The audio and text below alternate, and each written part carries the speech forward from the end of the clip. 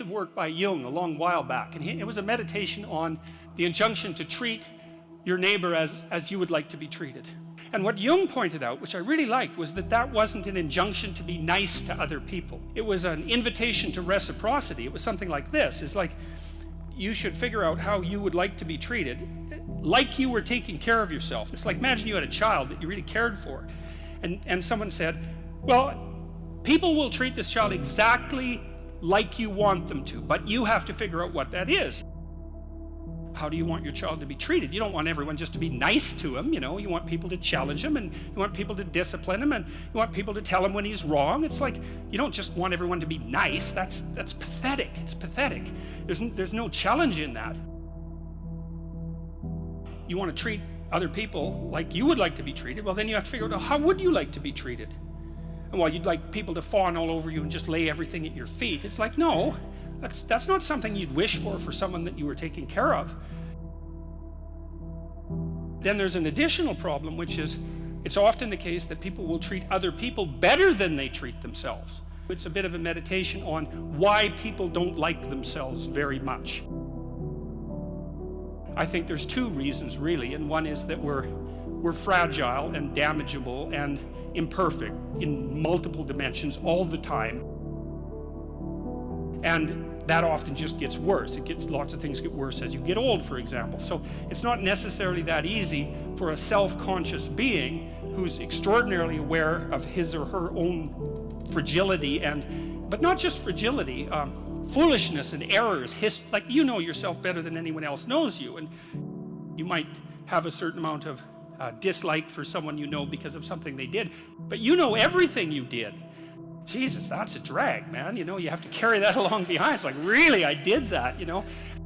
You're weak and kind of useless and prone to temptation, and you know all those things, you know, that just shouldn't be that way. And then you're also capable of pretty vicious acts of malevolence, and so you also know that about yourself. And so it's a real existential question for people. It's like, why the hell should you take care of something as sorry and wretched as you are? Despite the fact that you're not all that you could be, the proper attitude to have towards yourself is the attitude that you would have towards someone that you genuinely cared for, and that it's incumbent on you to act as if you genuinely care for yourself, just like you would act towards someone that you actually cared about, some other person. It's a reversal in some sense of the golden rule, right? And it's a discussion of why that's necessary. And also, more than that, it's a discussion of why you have a moral obligation to do that. It's not just that you should because it would be better for you. You actually have a moral obligation to do that, I think, because you make the world a much worse place if you don't take care of yourself. So you should bloody well take care of yourself, you know. It's partly because you have something valuable to bring into the world. That's the thing about being an individual. It's the thing that Western civilization has always recognized, that as an individual, you have a light that you have to bring into the world, and that if you don't bring it into the world is a dimmer place, and that's a bad thing, because when the world is a dim place, it can get very, very, very dark. You need to take care of yourself because you're in the best position to do that, and it's necessary for you to take care of yourself, despite the fact that we're mortal and vulnerable and self-conscious and capable, not only capable of doing terrible things, but actually do them. Despite all that, you still have that responsibility. I wanted to, you know, hit the question as hard as I can to try to figure out, well, why people are contemptuous of themselves. And there's plenty of reason, that's for sure, but the reasons do not justify the mistreatment of yourself. Make friends with people who want the best for you. And that's a meditation on my own childhood and adolescence to some degree. I had friends who wanted the best for me and friends who didn't. And like you have an ethical responsibility to take care of yourself, you have an ethical responsibility to surround yourself with people who have the courage and faith and wisdom to wish you well when you've done something good, and to stop you when you're doing something destructive. And if your friends aren't like that, then they're not your friends. Be careful about whom you share good news with. A friend is someone you can share good news with, you know. You go to them and you say, hey, look, this good thing happened to me. And they say, look, I'm so happy that that happened to you. Like, way to be. And they don't think, God damn it, why didn't that happen to me? And like, you know, you didn't deserve it. And here's a bunch of reasons you're stupid and why it won't work. It's like, that's not helpful. You know what, the other thing people are doing if they're trying to drag you down, let's say, is they're trying to see if you'll put up with it. Because they have this idea that maybe life isn't worth living and things aren't good, and that if they can besmirch, let's say, to use an archaic term, something that's pristine and good, then they demonstrate to themselves that there is no true ideal and that there's no necessary reason to be responsible and to strive forward. There is inequality. What that means is there's always going to be people around that are better at something than you are.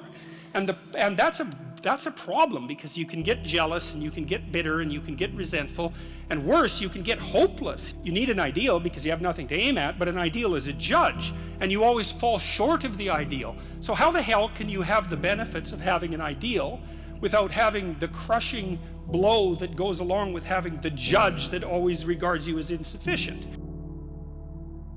You need a goal, but we don't want to let your distance from the goal crush you.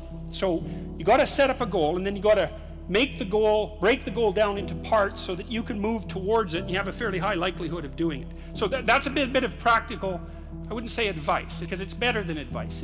It's some practical knowledge about how to go about achieving an aim. Set a high aim, but differentiate it down so you know what the next step is, and then make the next step difficult enough so you have to push yourself past where you are, but also provide yourself with a reasonable probability of success. You really have to stop comparing yourself in some ways to other people. And the reason for that is that the particularities of your life are so idiosyncratic that there isn't anyone really all that much like you, you know, because the details of your life happen to matter. And so maybe you compare yourself to some rock star or something like that, and you know, the person's rich and famous and glamorous and all that, but you know, they're alcoholic and they use too much cocaine and they've had 3 divorces, and it's like, how the hell do you make sense out of that? Is that someone that you should judge yourself harshly against or not? The answer is you don't know, because you don't know all the details of their lives. And who do you know that you can compare yourself to? That's easy. You. Yesterday. Compare yourself to who you were yesterday, not to who someone else is today. So here's a good goal. It's something like, well, aim high, but use as your control yourself. So your goal is to make today some tiny increment better than yesterday. And you can use better, you can define better yourself. This doesn't have to be some imposition of external morality.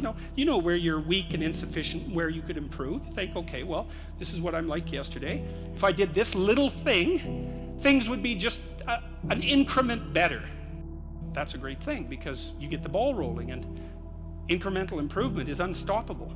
You can actually implement it, and it starts to generate Pareto distribution-like consequences. It starts to compound. Then you have your goal, and then you think, well, I need to move towards that incrementally, because I'm kind of useless and can only do so much, and maybe not even that. But all I have to do is be a little bit better than my miserable self yesterday. To listen to your resentment is one of the best things you can possibly do. You have to admit that it exists first, and then you have to admit to the fantasies that it's generating, and you have to admit to what you would regard as the way out of it. So that's all very difficult, because it means learning things about yourself that you probably don't want to learn. But resentment only means one of two things. It means either like shut the hell up, grow up, quit whining, and get on with it. That's one thing it means. Or someone is playing the tyrant to you, might even be you, and you have something to say and do that you should say and do to put it to a stop. One of the general rules of thumb about how to be successful is to confront things that frighten you forthrightly and with courage. The goal should be, how could I conceive of my life so that if I had that life, it would clearly be worth living, so I wouldn't have to be bitter, resentful, deceitful, arrogant, and vengeful. Like, that's sort of the bottom line, right? Because that's what endless failure does to you. It's not good. That's what life without purpose and a goal does to you as well, because life is very hard. So you think, okay, well, I need to adopt a mode of being that would justify my suffering. And you can ask yourself that question. What would make this worthwhile?